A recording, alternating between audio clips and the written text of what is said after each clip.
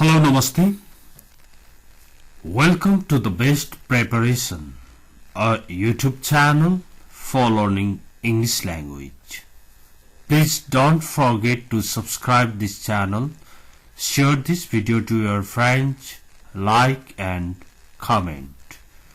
Okay, now let's move on to today's lesson. आजको यस लेसनमा to इन्फिनिटिभ भनेको के होला? यो इन्फिनिटिभ भनेको भर्बको फर्स्ट फर्म, रूट फर्म, जस्तो go, eat, play, write, read, सुरुको फर्मलाई नै इन्फिनिटिभ भनेर भनिन्छ। अनि टु इन्फिनिटिभ भनेको चाहिँ के हो त भन्दा त्यो इन्फिनिटिभको अगाडि टु लागेको, preceded by to, the root form preceded by to is to infinitive. Okay, to इन्फिनिटिभको प्रयोग र आइएनजी को प्रयोग, जेरन्डको प्रयोग गरेर तपाईले आफ्नो अंग्रेजीलाई धेरै इम्प्रुभ गर्न सक्नुहुन्छ। त्यो सबैको चर्चा आज गर्ने दिन्छ। अब हेर्नु त, उहाँले मलाई टेक्स्ट मेसेज पठाउन अनुरोध गर्नुभयो। He asked me, अब यहाँ हेर्नुहोस्, to send him a text message. To यो भयो इन्फिनिटिभ भनेको भर्बको पहिलो फर्म। यहाँ सेन्ट पनि भनिया छैन, सेन्डिङ पनि भनेको छैन, पहिलो फर्म, रूट फर्म। यसैलाई टु इन्फिनिटिभ भनिन्छ। He asked me to send him a text message. उहाँले मलाई टेक्स्ट मेसेज पठाउन अनुरोध गर्नुभयो। Okay,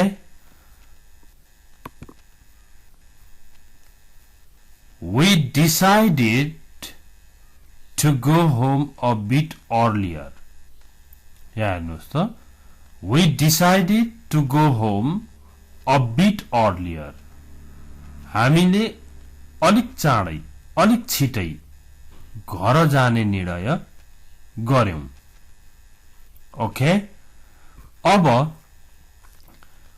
we decided to go home a bit earlier जानिसकेपछि म अलिक चाँडै घर जान चाहन्छु भन्नु पर्यो भने I want to go home a bit earlier। बोसलाई sir, I need to go home, जानु आवश्यक छ। I have to go home, जानु पर्ने छ। I want to go home, घर जान चाहन्छु। A bit earlier, अलिक चाँडै, जति बेला छुट्टी हुन्छ त्यो भन्दा अलिक चाँडै। अब यहाँ we decided to go home a bit earlier, हामीले अलि चाँडै घर जाने निर्णय गर्यौं। ओके, ती गरिब महिलाले उनका बच्चाहरूलाई खुवाउनको लागि संघर्ष गरिन्। यहाँ हेर्नुहोस् त, the poor woman struggled to feed her children. To अनि यो फीड भनेको खुवाउनु भनेपछि भगवान यहाँ छ, यहाँ टु छ। टु इन्फिनिटिभ भनेको यही नै हो। The poor woman struggled to feed her children. त्यो गरिब महिलाले उनका बच्चाहरूलाई खुवाउनको लागि संघर्ष गरिन्, फिड गर्नको लागि, feeding the babies. Okay feed भनेको खुवाउनु नेक्स्ट अब हेर्नु त want पछाडी पनि 2 plus verb 1 आउँछ I want to buy a new laptop म नयाँ ल्यापटप किन्न चाहन्छु I want 2 plus v1 हुन्छ भन्ने जानेपछि I want to go जान चाहन्छु I want to buy किन्न चाहन्छु I want to ask सोध्न चाहन्छु I want to request अनुरोध गर्न चाहन्छु धेरै सेन्टेन्सहरु बनाउने प्रयास गर्नुपर्छ He encouraged us to follow his religion उसले हामीलाई उसको धर्म मान्न प्रोत्साहित गर्यो इन्करेज गर्यो यो धर्म मान न कस्तो राम्रो छ भनेर इन्करेज गर्यो He encouraged us to follow his religion 2 plus verb 1 follow भनेको पछ्याउनु पनि हुन्छ र follow the rules भन्यो भने रूल मान रूलको अनुसरण गर भन्ने अर्थ लाग्छ क्लासमा पढाइरहेको टिचरले कुनै सेन्टेन्स भनेर फलो मी भन्यो भने विद्यार्थीहरुलाई मैले भने पछाडी तिमीहरु भन है भनेको हो okay He encouraged us to follow his religion उसले हामीलाई उसको धर्म मान्न प्रोत्साहित गर्यो अनि कुन कुन भब पछि 2 आइरहेको छ भन्ने कुरा पनि लास्टमा हामी हेर्छौं I expect you to be on time for work म तपाईलाई कामको लागि समयमा आउनुहुन्छ भन्ने आशा गर्छु तपाईमा चाहिँ म समयमै काममा आउनु होला भन्ने आशा गर्छु I expect you to be on time for work 2 भनेको to infinitive को 2 अनि infinitive यो भयो verb 1 यसको verb to be हुन्छ be को be2 was be3 been हुन्छ हो अब हामीले जेरन्ट को कुरा गरेकै छैन It's not easy to play the flute बाँसुरी बजाउन सजिलो छैन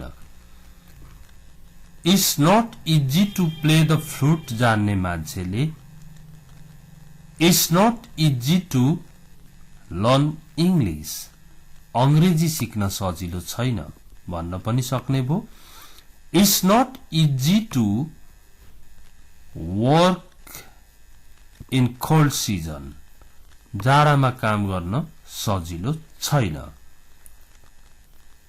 अब जेमा पनि यो प्रयोग गर्न सिक्नुहोस् मोमो बनाउन सजिलो छैन है भन्नु पर्यो भने It's not easy to make or to cook momo अब यहाँ हेर्नु This mobile is easy to use यो मोबाइल प्रयोग गर्न सजिलो छ This mobile is easy to use अब यो मोबाइल प्रयोग गर्न अप्ठ्यारो छ तपाईले जान्नुहुन्न होला भन्नु पर्यो भने This mobile is difficult to use यो मोबाइल प्रयोग गर्न अप्ठ्यारो छ भयो This mobile is easy to use भन्यो भने यो मोबाइल प्रयोग गर्न सजिलो छ भयो This machine is hard to fix यो मसिन जोड्न गाह्रो छ This machine is hard to fix यो मसिन जोड्नलाई गाह्रो छ ओके अब तपाईले यो समस्या समाधान गर्न गाह्रो छ भन्नु पर्यो भने this problem is hard to solve. Okay, त्यस्तै जेरन्ड। अब हामी जेरन्डको कुरा गरौं।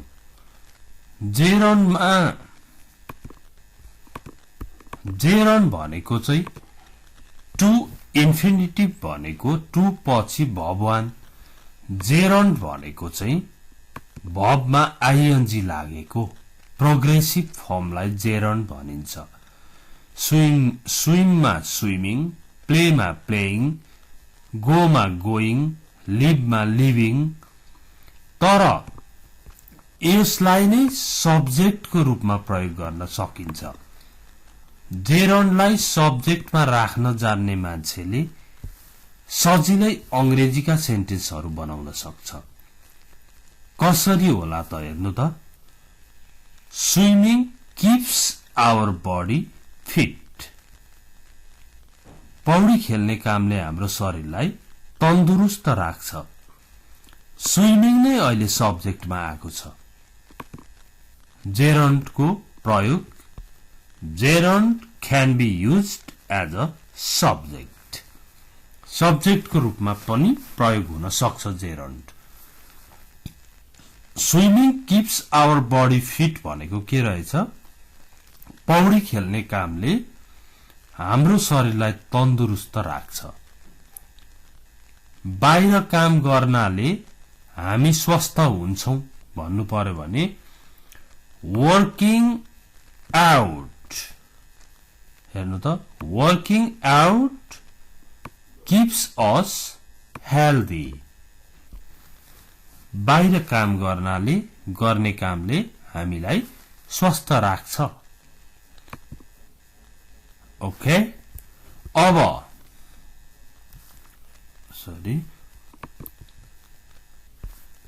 यहाँनेरि नेक्स्ट, लाफिङ is good for our health. हाँस्नु हाम्रो स्वास्थ्यको लागि राम्रो हो। लाफिङ is good for our health.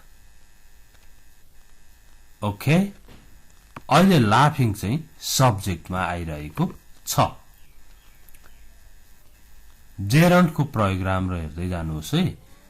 शहरमा बस्नु धेरै महँगो हुन्छ भन्नु पर्यो भने नि living in a town is more expensive. More expensive हुन्छ। Living in a town is much more expensive than living in a village.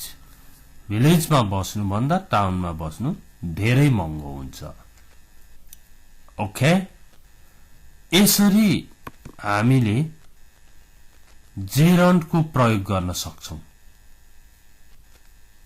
Okay, अब कोही टिचरले बच्चाहरूलाई पढाउने काम बोरिङ हुन्छ भन्यो भने नि टिचिङ भनेर एकैचोटि बोल्न सक्छ। Teaching the children is very boring जब भन्न सक्छ। ओके,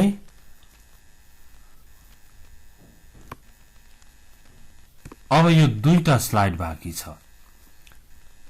यो डिसाइड भन्ने वर्ड पछाडि टु प्लस भव1 आउँदो रहेछ। वी डिसाइडेड टु गो भयो नि यहाँनेरि। त्यस्तै यो वान्ट भन्ने वान्टको पछाडि पनि टु प्लस भव1 आउँदो रहेछ। त्यस्तै स्ट्रगलको पछाडि टु प्लस भव1 आउँदो रहेछ।